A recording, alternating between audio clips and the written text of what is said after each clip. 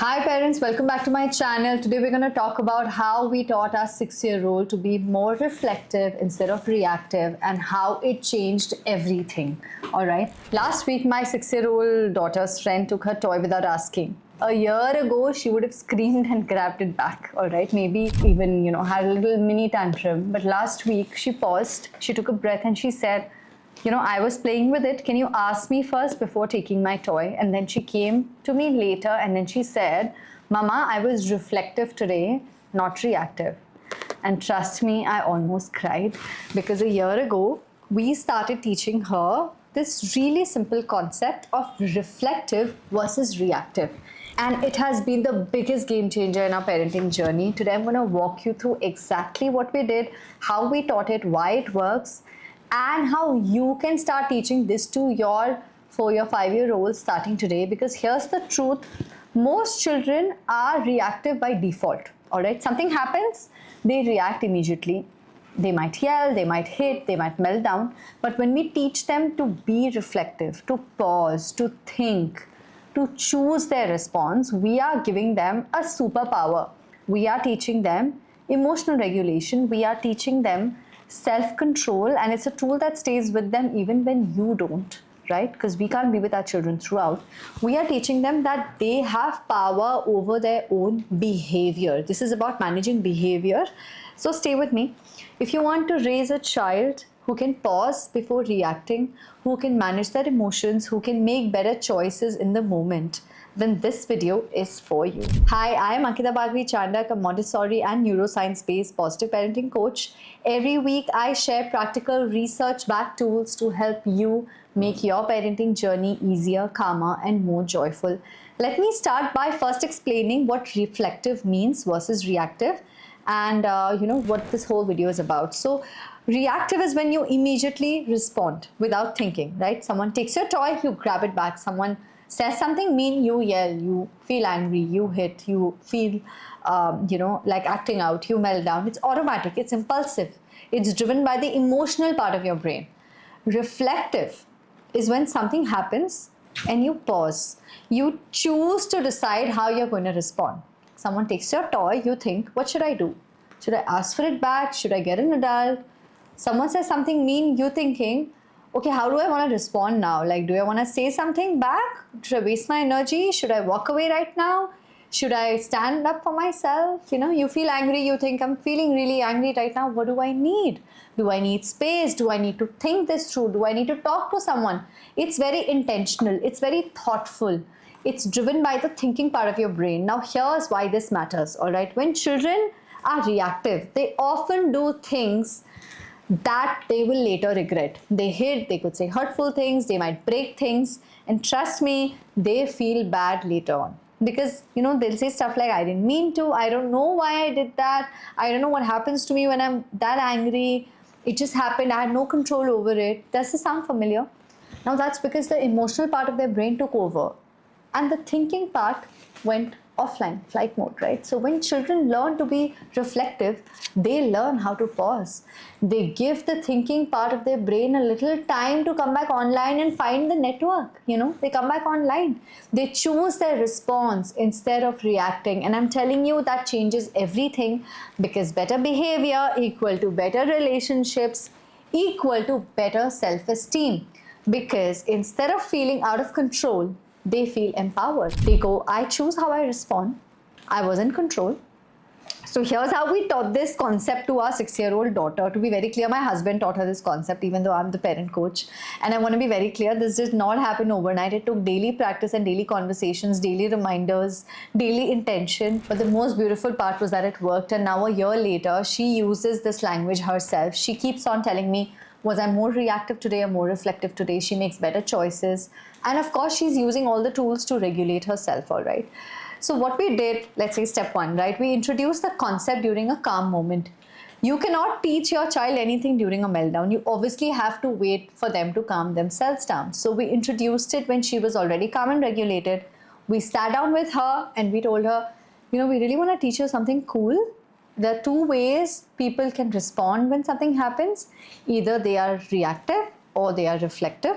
Reactive means you respond without thinking. Like if someone takes your toy, you immediately grab it back or you start yelling. But reflective means you pause and you think before you respond. Like if someone takes your toy, you take a breath and then you decide, should I ask for it back? Should I ask nicely? Should I tell a teacher? Should I talk to them? So we're going to be practicing being more reflective together as a family, and we're going to remind each other every day. This is how it started. It was for all of us, not just for her. That's it. There was a simple explanation. There was no judgment. Okay, let's go to step 2. We made it a daily conversation. Every single morning we asked her, today, what's your intention? You want to be more reflective or reactive? Of course, she would say reflective, And we'd say, great, now what does that mean? And she would say, it means I'm going to pause before I respond. I will think about what I want to do and then I'm going to do it. All right. So we'd say exactly. And if you forget, that's okay, because we will remind you. Now, honestly, this conversation only takes 30 seconds, okay? But it sets the tone and intention for the rest of the day. And then finally, step 3, and I'm telling you, this is the most important thing. We modeled it ourselves. This was huge. We started narrating our own moments of reflective behavior. Oh, I spilled my coffee. I feel frustrated. I wish I could yell. But I'm going to take a breath and just clean it up. I'm choosing to be reflective. Your brother just interrupted me.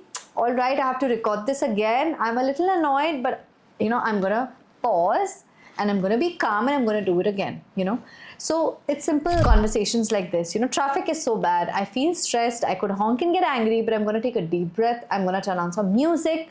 I'm choosing to be reflective.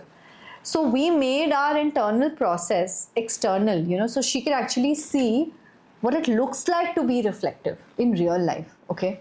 And step 4, we obviously coached her in the moment very gently when she would start reacting. And of course she would, she's a child. We wouldn't lecture her. We would gently coach her.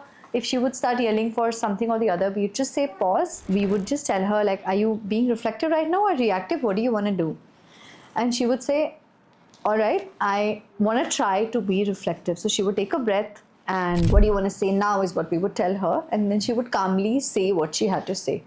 And then we would tell her, yes, absolutely fantastic. That was reflective.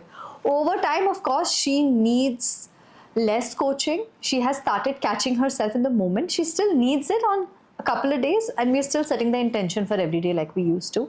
Step 5, we would reflect together at the end of the day. And every night before bed, we'd ask, how did you do today? And we would tell her how we did also.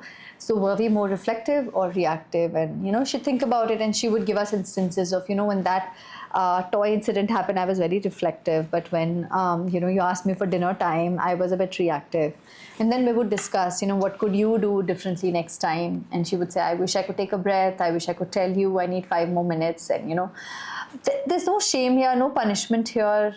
It was just reflection. So we taught her how to analyze her own behavior without judgment, to recognize patterns, and to really think about how she wants to show up, all right? And step 6, we celebrate reflective moments. We did it in the past, we're doing it now. Whenever she paused, she thought, she chose a better response, we celebrated it. Of course, there were no rewards or treats here. There was just acknowledgement saying, hey, I saw that you were starting to get reactive, but you took a deep breath before responding. That was so reflective. I think you should be really proud of yourself. You could have yelled, but you chose better words. That's being reflective. So we made reflective behavior something to notice, and that she could feel proud about it, not because she's good, right? She's a good child anyway. All children are good children, but because she's learning to control herself. Now, here's what happened over time. Of course, she's using the language herself, right? She talks about instances where she's been reflective, where she's been reactive. And then she talks about, okay, let's maintain a chart where we can track in a month if I'm more reflective or am I more reactive, all right? So there's also a clear understanding of all emotions are okay, all behavior is not. We're always in charge. There is no talking about, oh, you made me do this, you made me feel like that, right? We're all building self-awareness, and honestly, that's the ultimate goal, not perfect behavior. Self-awareness and the ability to choose. Now, let me address some common questions, okay? What age can we start this? I would say you can start it as early as 3 or 4. You will just use a simpler language here. Stop and think before you do something. You could say that instead of reactive and reflective, but the concept is the same. I would say the earlier you start, you decide when your child is ready for it.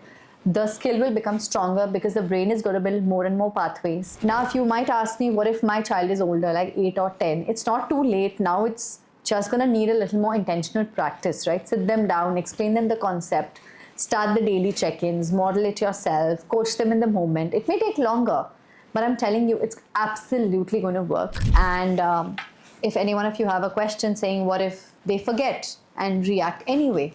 Well, they will, At the time, at first, they will. That's normal. You just have to gently redirect that it was reactive. What you did just now, let's try again. How could this become a reflective response? So over time, the pauses, when they wait, they get longer. The reflective movements increase. The reactive movements decrease. It's a process. It's a beautiful process that you can enjoy. If any one of you are asking, do I ever get reactive? Yes, I'm human. I also get reactive. But when I do, I model repair. I just yelled at that person. That was reactive. I shouldn't have done that. I should have taken a breath. And I'm going to do better the next time. So this teaches my child that we all mess up. I'm not an epitome of perfectionism, right? We can acknowledge our mistakes. We can do better the next time.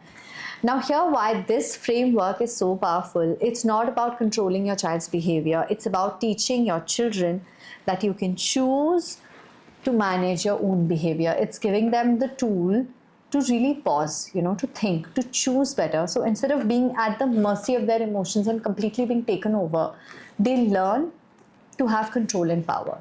I feel angry, but I don't have to hit. I feel frustrated, but I don't have to yell. I feel sad, I don't have to melt down. I can pause, I can think, I can choose. That is self-regulation. That builds emotional intelligence.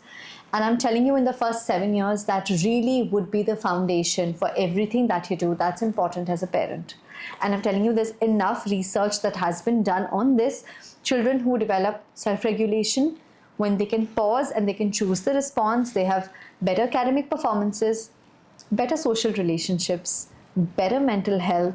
They will choose less risky behaviors. When they grow up as adults, they will take better decisions, right? They will also be more successful as adults. And the one skill that you're going to teach your children will predict so much, and it is teachable. So here's what I want you to do. Tonight, you're going to sit with your child, all right? You're going to introduce the concept first of, in a very simple way, saying there are 2 ways to respond when something happens.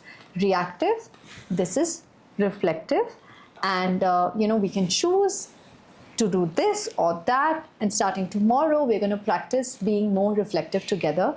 This is what you do in a family meeting, a quick emotional coaching moment with your children. And then tomorrow morning, you're going to ask your children, today, do we want to be more reflective or more reactive?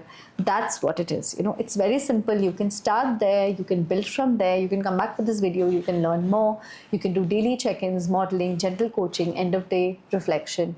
And you can celebrate your child's reflective moments. It's very simple, but I'm telling you, this works. Before we wrap this video up, I want to tell you something from my heart. All right, parenting can really feel lonely, confusing, sometimes even overwhelming, even when you're trying your best. That's why I'm hosting a 2.5-hour positive parenting webinar this week. We'll slow down, we'll breathe, we'll walk through the 10 core areas that actually shape childhood. We will talk about the things no one told us before we became a parent, but for every parent, it's important to understand it. So if you've ever wished for clarity, reassurance, or just a guide or a coach, join me in the webinar. It's happening this week. The link is in the description. I'm going to see you inside.